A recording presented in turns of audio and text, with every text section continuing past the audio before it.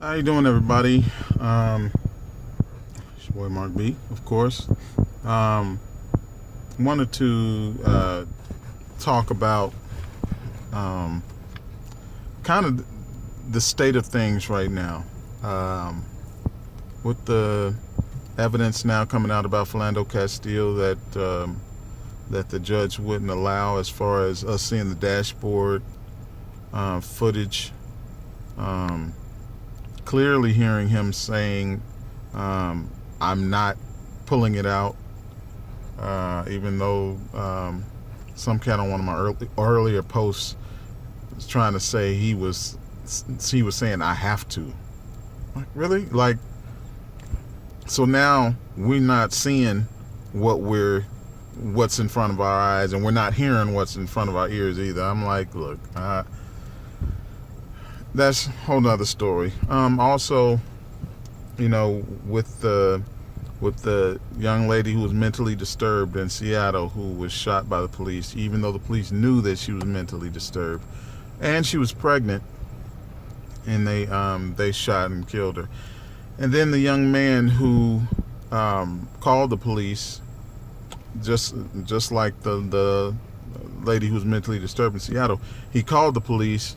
But he called the police because somebody was actually breaking into his house, burglarizing his house. And he subdued the person, was holding them down, protecting his sibling from this person.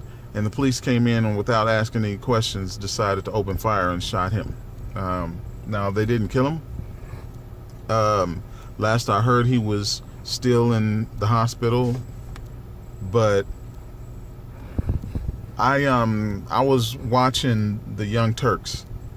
I love their podcast. I love watching them and hearing them talk about what it is that's going on, and their points of view.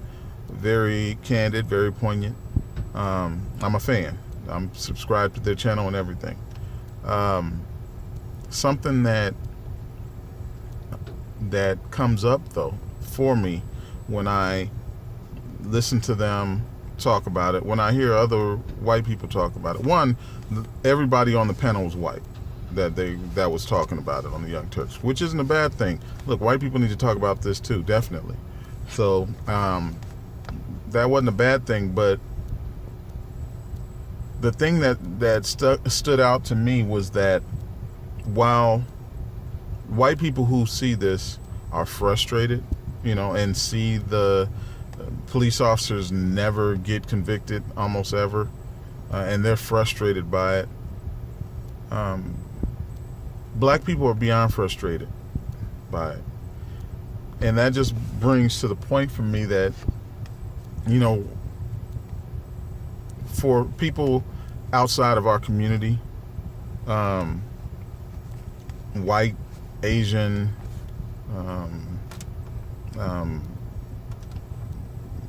Indian, not the Native American, but Indian, whatever race, nationality outside of black and Latino, we need you to be more than frustrated.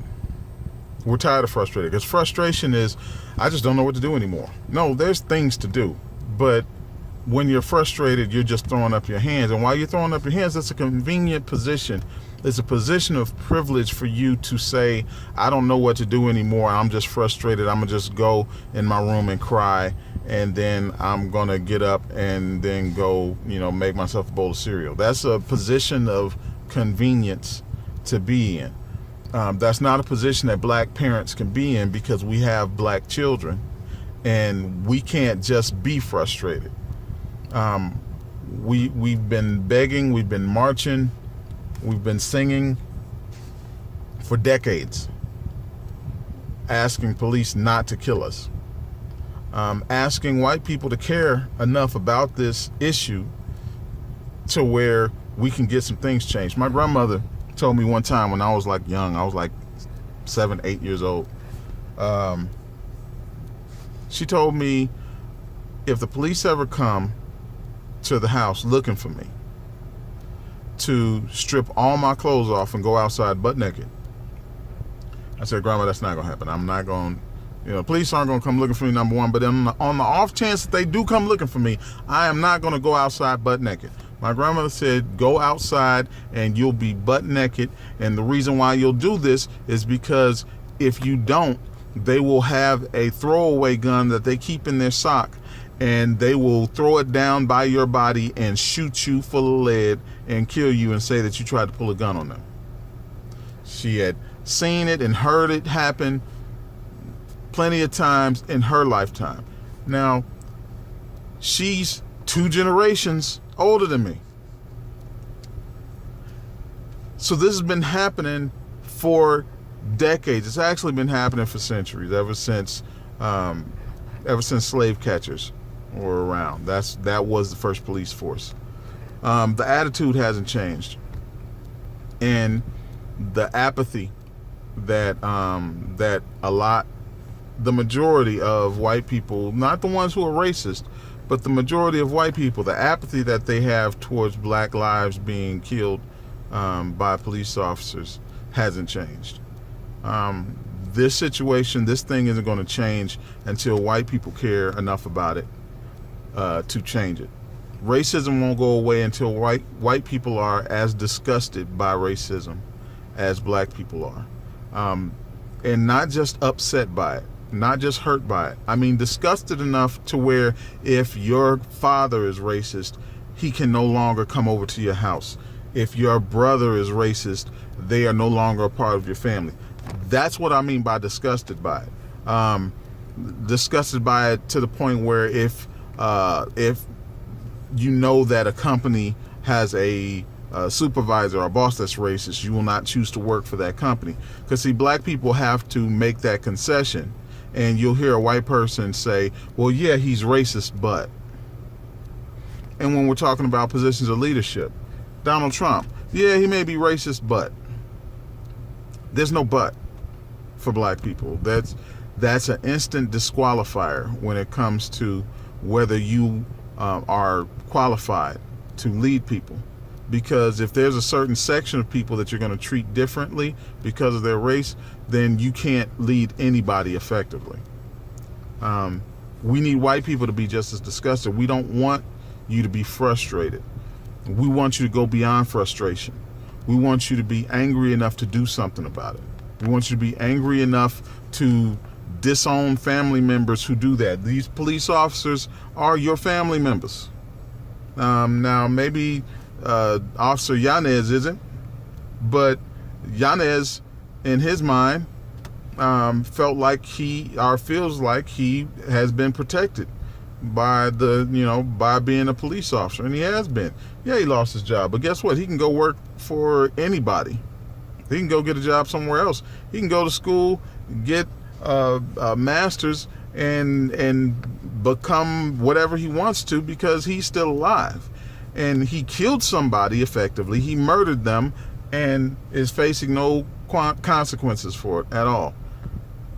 We need white people to be more than just frustrated. And I appreciate your frustration. I do. We appreciate that. We were frustrated in the 50s and 60s. We need your level of comprehension concerning black lives being murdered to match ours, to jump ahead a couple decades. We don't want to have to always try and explain to you why you should care or why this isn't right. We don't want to explain the benefit of the doubt and why we don't get it and why you all do and why that's unfair. We don't want to have to keep explaining things like that to you. What we want is for white people to be just as outraged. And the reason why we can tell that white people by and large are not just as outraged is because the NRA is 100% silent. In the wake of the trial, in the wake of the verdict afterwards, the NRA is completely silent. Now, if there was when that one rancher was having his I believe it was in Wyoming. I believe, I can't I can't remember exactly where they were threatening to remove him from land, and he took up arms with a couple of other guys that took up arms. The NRA was beating the banner and was praising him as a hero. This man, Philando Castile, was a registered gun owner, and he had his life snuffed out by police officers while having a gun legally.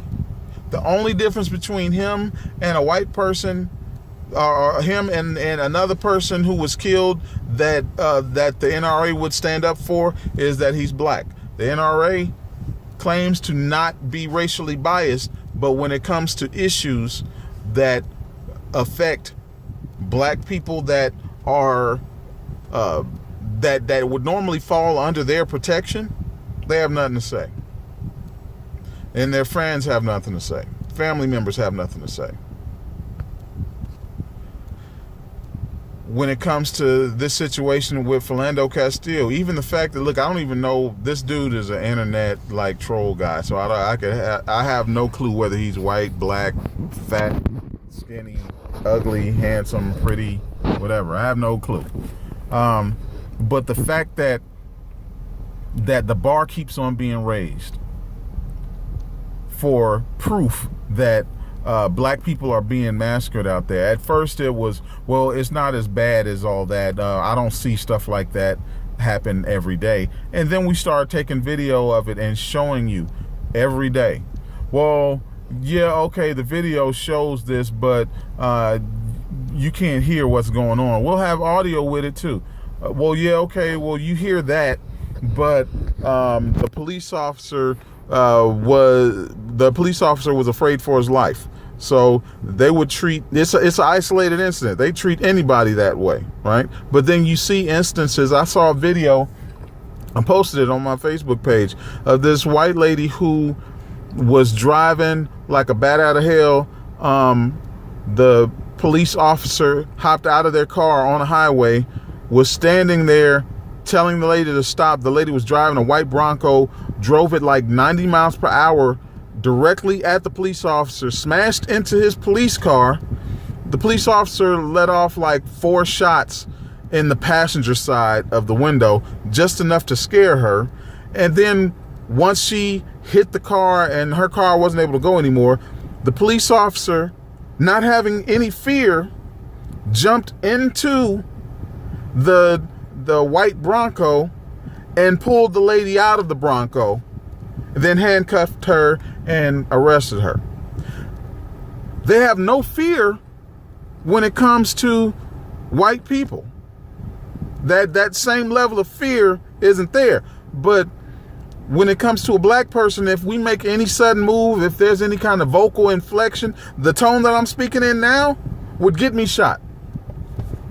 If I make any sudden moves, it'll get me shot, because the fear of me is so great. The fear of people who look like me is so great that we can't just be humans. We have to be superhumans. We have to not react emotionally. We have to not have a normal reaction to being targeted. We're supposed to take everything in stride, be polite, and go ahead and take your butt whooping and then file a complaint. That's nothing that a white person would do, but we're expected to do that. And if we don't do that, somehow we're not meeting the burden of doing what we should do. You know, look, it's tiring. Again, we need white people, white brothers, white sisters out there. And look, don't get me wrong. I have absolutely no reason to feel like there needs to be separation between black and white, because that's dumb. Number one, my family is mixed. Number two, there's absolutely no movement that black people can ever have where white people will not be a part of it. Not a successful one. So we need you. I recognize the need for you.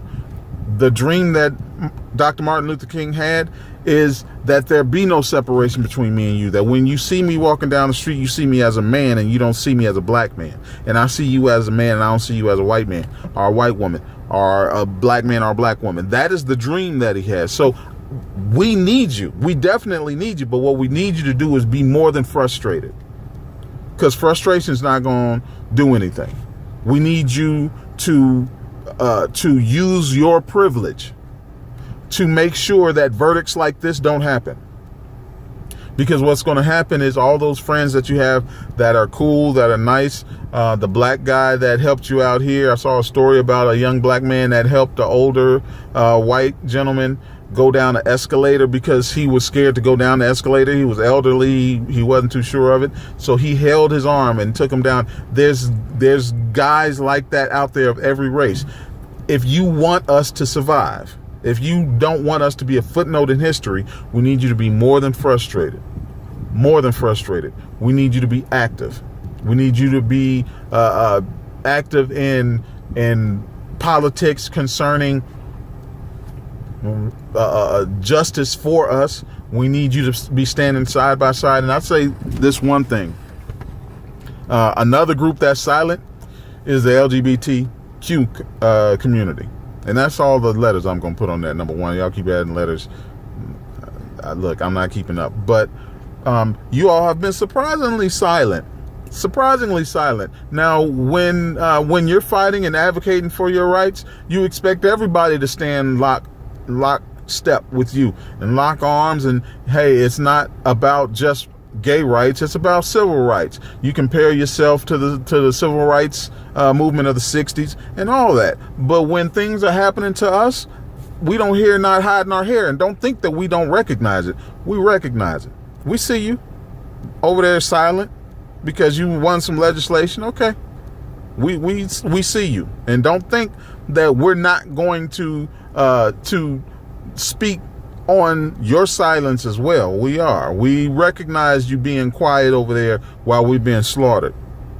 And we're taking notes of who our friends and who our enemies are. And if you're going to be silent while I'm struggling, then I'm going to count you amongst the enemies. So don't depend on me when you need my support. Don't depend on us. We won't be there. We're going to be just as silent as you are. At any rate, look, that's all I'm saying. White people, we need you to be more than just frustrated. We need you to be active. We need you to be to use the privilege that you have to change the world or make it a better place for your children, so that all the values that we teach our children are what we actually live by. All right, I'm out.